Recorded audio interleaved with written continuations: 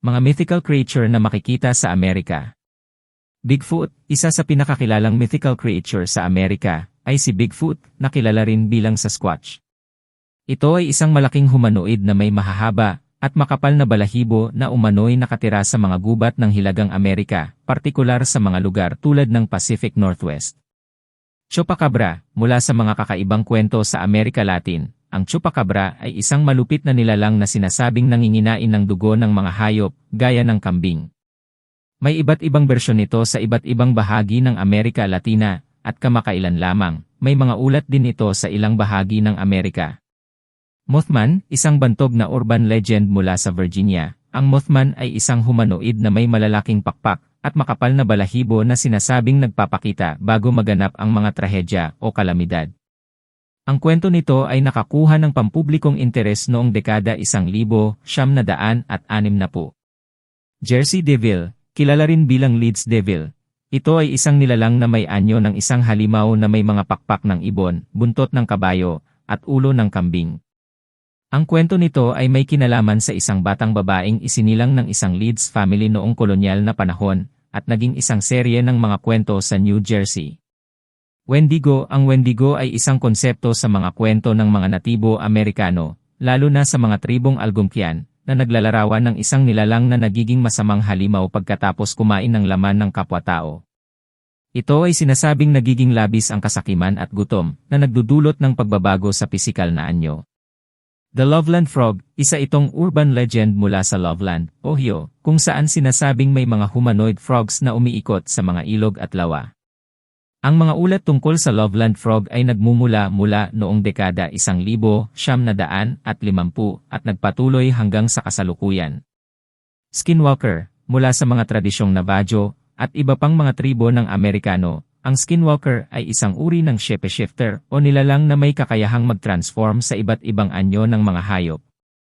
Ito ay sinasabing may kapangyarihan sa kasamaan at may kakayahan na magdulot ng kapahamakan sa mga tao.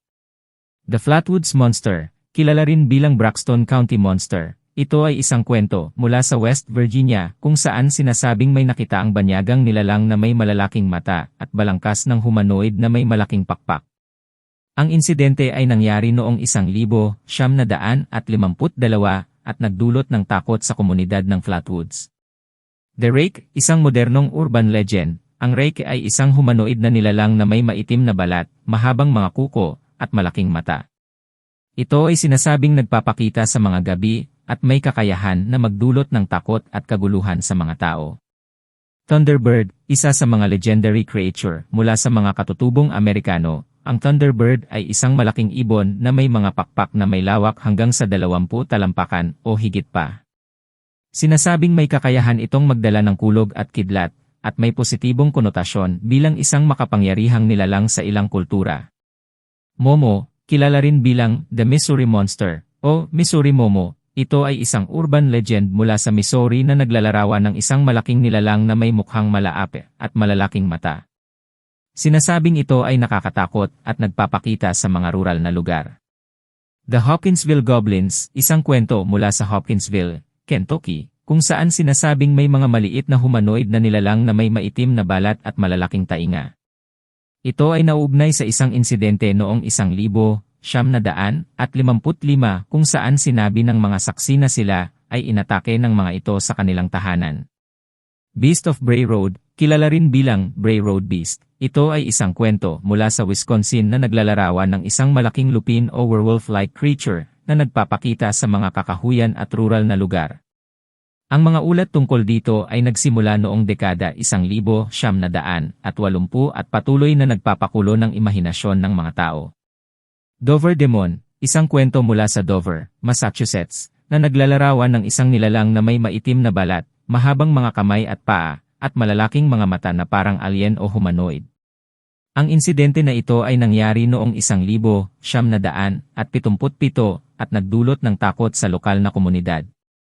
Fresno Nightcrawlers, isang modernong urban legend mula sa California. Ang Fresno Nightcrawlers ay mga humanoid na nilalang na may katawan na parang mga puting pantalon na umiikot sa mga gabi.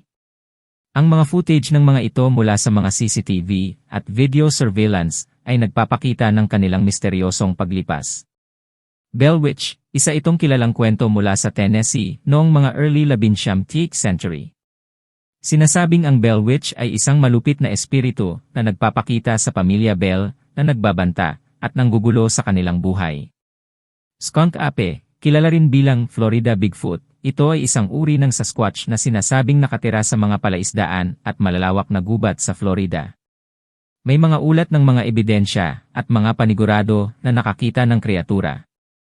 Fouke Monster, ito ay isang lokal na legend mula sa Fouke, Arkansas, kung saan sinasabing may isang humanoid na nilalang na may balahibo at matitinding mata.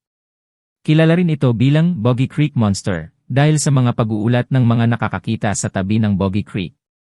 Ang mga mythical creature na ito ay nagpapakita ng iba't ibang aspeto ng folklore at urban legends sa Amerika. Sila ay nagbibigay ng kulay at kakaibang pananaw sa mga lokal na kultura at kasaysayan, at nagpapalaganap ng takot at kakaibang pag-unawa sa mga kahiwagaan ng mundo.